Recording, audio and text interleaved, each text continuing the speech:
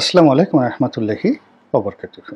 সম্মানিত দর্শক, বাংলাদেশের সাবেক প্রধানমন্ত্রী অথবা ক্ষমতাচ্যুত প্রধানমন্ত্রী, অথবা আপনি যদি তাকে ফ্যাসিস্ট শেখ হাসিনা বলতে চান বলতে পারেন, আমার কোনো আপত্তি নেই। যাই বলেন না কেন, তার যে সুখ্যাতি এবং কুখ্যাতি, এই সুখ্যাতি এবং কুখ্যাতির যে এক্সট্রিম পজিশন বা সিম্বল, এটা হলো তার জবান, তার ঠোঁট, তার জিহ্বা। তাকে আমরা সেই 1982 সন থেকেই দেখে আসছি রাজনীতির অঙ্গনে। 81 সনটা বাদ দিলাম, মে মাসে 81 সনে তিনি এসেছেন, 82 সন থেকে ধরুন। তো তখন থেকে তিনি কথা বলে আসছেন, ক্ষুরুধার কথা। তার যখন যা মনে আসে একেবারে বলে ফেলেন, এবং তার এই কথা বলার যে অবস্থা, মানে এই কথা বলা উচিত না ইত্যাদি ইত্যাদি, তার আশেপাশে বহু সময় বহু মানুষ ছিলেন যাদেরকে তিনি পিতৃতুল্য মনে করতেন। তার বাবার সঙ্গে রাজনীতি করে ডক্টর কামাল হোসেন, আব্দুর রাজ্জাক সাহেব, তারপরে আব্দুস সামাদ আজাদ সাহেব, ওনারা সবাই, বিশেষ করে সাজেদা চৌধুরী, একেবারে পরিবারের সদস্যদের মতো। তারা তাকে স্নেহ করতেন, ইনক্লুডিং জিল্লুর রহমান সাহেব এবং জিল্লুর রহমান সাহেবের ওয়াইফ। তো সবাই মোরলেস তাকে অনেক বুদ্ধি দিয়েছেন, পরামর্শ দিয়েছেন, তিনি শুনেননি। তো যারা ছিলেন তার সঙ্গে, তারা এই অভ্যাসটিকে মেনে নিয়েছিলেন, আর যারা থাকতে পারেনি তাদেরকে চলে যেতে হয়েছে ডক্টর কামাল বা মোস্তফা মহসিন মন্ত্রী সাহেবদের মতো লোকদেরকে। তাহলে বলা যায় যে তিনি নিজেও মনে করেন যে তার এই সফলতার জন্য তার এই জবান দায়ী, তার বক্তব্য দায়ী, তার দৃঢ়তা দায়ী, আর তার পতনের জন্য তার এই জিদ দায়ী। মানে একটা হলো দৃঢ়তা, দৃঢ়তা হলো জিদ। তো এই জিদ দায়ী, বাড়াবাড়ি দায়ী, এবং যখন যা মুখে আসে সে সকল কথাবার্তা বলাটা দায়ী।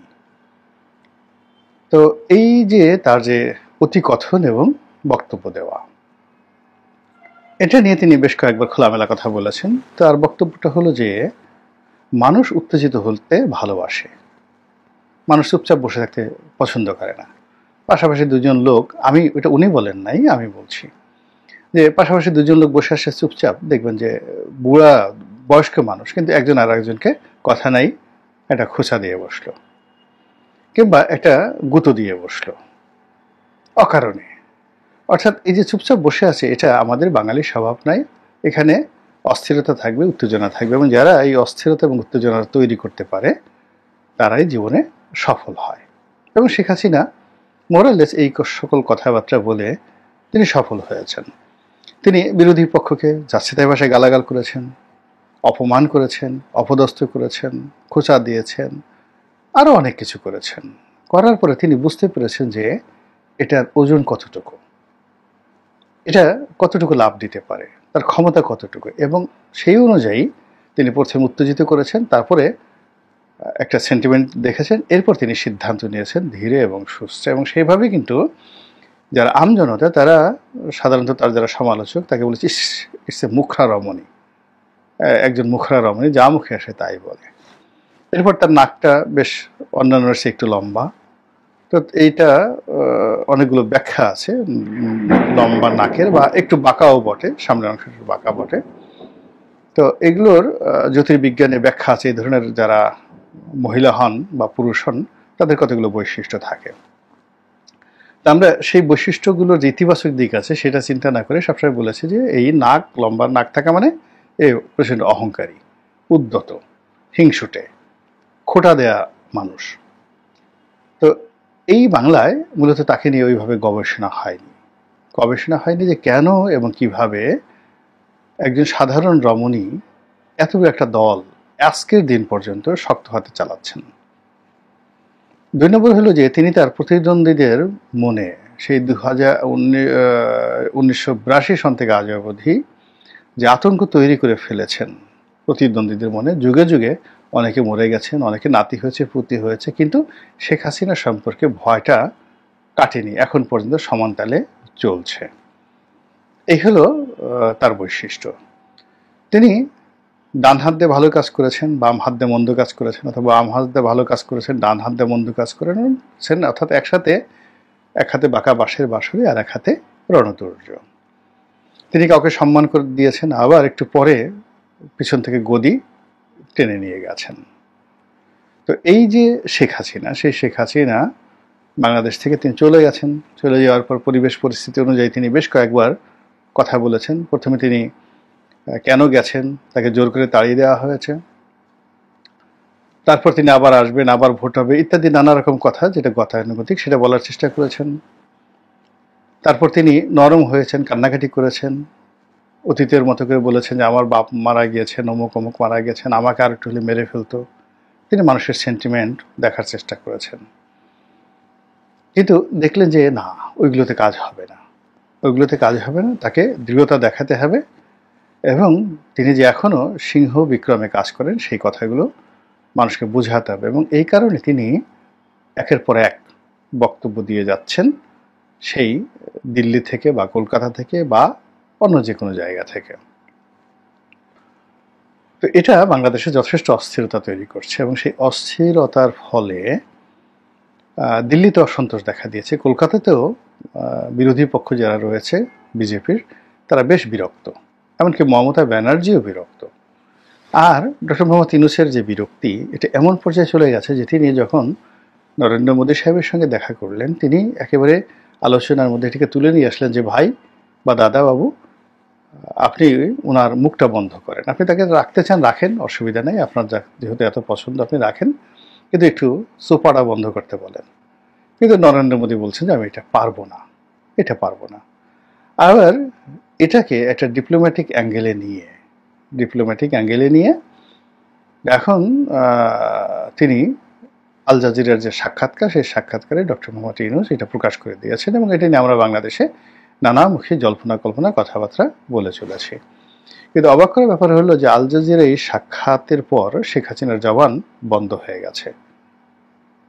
তিনি এই গত এক দেড় সপ্তাহের মধ্যে কোনো বক্তব্য, অডিও বার্তা দিচ্ছেন না, কোনো নেতা কর্মীদের সাথে টেলিফোনে কথা বলছেন না, কোনো বক্তব্য ভাইরাল হচ্ছে না, ইত্যাদি ইত্যাদি অনেকগুলো বিষয় আমরা দেখতে পাচ্ছি। তাহলে ঘটনাটা কি? নরেন্দ্র মোদী কি আসলে তাকে কোনো সতর্কতা অবলম্বন করেছেন, অথবা তিনি কি কোনো কৌশল অবলম্বন করেছেন, নাকি এমন কিছু ঘটছে যে ঘটনার ফলে তিনি এই মুহূর্তে কথা বলাটা গুরুত্বপূর্ণ মনে করছেন না? যেমন আসলে হঠাৎ করে যে কাশ্মীরের প্রসঙ্গটা এসছে, সেই কাশ্মীরের যে প্রসঙ্গটা, সেই প্রসঙ্গটার প্রেক্ষিতে ভারত একটা বিরাট চাপের মধ্যে রয়েছে, সারা ভারত উত্তাল। তো এই কারণে কি হলো, তিনি হয়তো তার জবান বন্ধ রাখতে পারেন স্বেচ্ছায়। প্রাজ্ঞ রাজনীতিবিদ, দীর্ঘদিন বাংলাদেশ থেকে চালিয়েছেন, কিন্তু বুঝতে পারেন যে এখন তিনি যদি একটা কথা বলেন, বাংলাদেশ নিয়ে একটা ঘটনা ঘটে, এটা নরেন্দ্র মোদী তার আশ্রয়দাতা যারা আছেন তারা এটা স্বাভাবিকভাবে নেবেন, এটা স্বেচ্ছা প্রণোদিত হতে পারে। অথবা এই যে ঘটনা, হিন্দু মুসলমান যে দ্বন্দ্ব সংঘাত, পাকিস্তানের সাথে সীমান্ত বিরোধ, আরও হাজার রকম সমস্যা নিয়ে ভারত যে অবস্থার মধ্যে রয়েছে, সেখানে হয়তো নরেন্দ্র মোদীর যারা উপদেষ্টা রয়েছেন, বিশেষ করে অজিত দোভাল, তিনি হয়তো রিকোয়েস্ট করতে পারেন যে madam just keep quiet for few days, এই সময়টাতে আপনি রাখেন। এটা হতে পারে, এটা কোনো অস্বাভাবিক নয়। থার্ডলি যেটা, সেটা হলো তিনি এই সময়টিতে বাংলাদেশে যা কিছু ঘটছে, যেমন IMF ঋণ পেল না,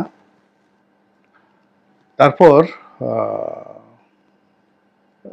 বাংলাদেশ যে রোহিঙ্গাদের জন্য বা আরাকান আর্মির জন্য যে করিডোর দিচ্ছে, মানবিক সহযোগিতা পাঠানোর নামে যে করিডোর দিচ্ছে, সেটি নিয়ে বাংলাদেশে যে প্রতিক্রিয়া তৈরি হয়ে গেছে সেটা। এরপর জামাতের সঙ্গে চরমোনাই, তাদের একটা দূরত্ব, জামাতের সঙ্গে বিএনপির দূরত্ব, এবং একই সঙ্গে চরমোনাইয়ের সঙ্গে সরকারের দূরত্ব, এই বিষয়গুলো তৈরি হয়ে গেছে। এমনকি দেশের বাইরে যে সকল মানুষ বিএনপিকে খুব সাপোর্ট দিতেন, বিশেষ করে ইউটিউবাররা যারা, তারাও বিএনপির ব্যাপারে ভীষণ রকম বিরক্ত, জামাতের ব্যাপারেও তারা বিরক্ত। তো যারা জামাত এবং বিএনপিকে প্রমোট করেছে, শেখ হাসিনাকে যারা হেয় করেছে, এখন তারা বিএনপির বিরুদ্ধে, জামাতের বিরুদ্ধে কথাবার্তা বলছে। এবং যেহেতু জামাত বিএনপির বিরুদ্ধে কথা বলছে, শেখ হাসিনা একটা স্পেস পেয়ে গেছে, এবং সেই স্পেস পাওয়ার কারণে তার কাছে মনে হচ্ছে এখন এই কথা বললে মানে এমনি উত্তেজিত, তার মধ্যে এই কথা বললে তিনি একটা পক্ষভুক্ত হয়ে যাবেন।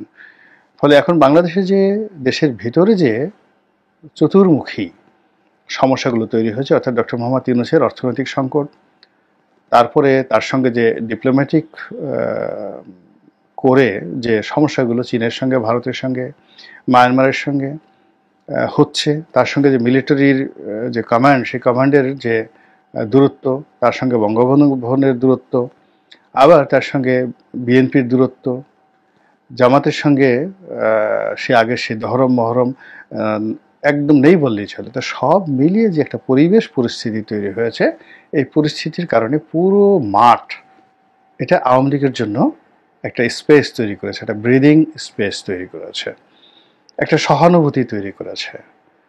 এই জিনিসটি এখন উনি যদি কথা বলেন এটা নষ্ট হয়ে যাবে।